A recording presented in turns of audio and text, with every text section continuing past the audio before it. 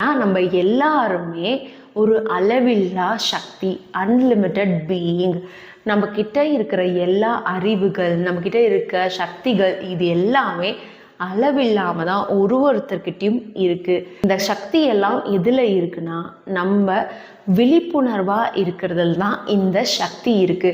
நம்ம அதை அப்படியே தக்க வச்சுக்கணும். நம்மளோட மனசு எப்படி வேணாலும் எண்ணங்களை கொண்டு வரும், அதாவது கடந்த காலத்துல இருந்து இல்லை எதிர்காலத்துல இருந்து.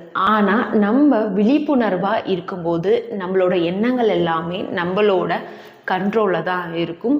நம்ம எப்பயுமே விழிப்பா இருப்போம். நம்ம எப்பயுமே நிகழ்காலத்துல இருப்போம். அப்போ நம்மளோட சக்தி நம்ம கிட்ட தான் இருக்கும். அப்போ நான் எப்படி விழிப்பா ஆகலாம் அப்படின்னா, ஒரு வழி இருக்கு.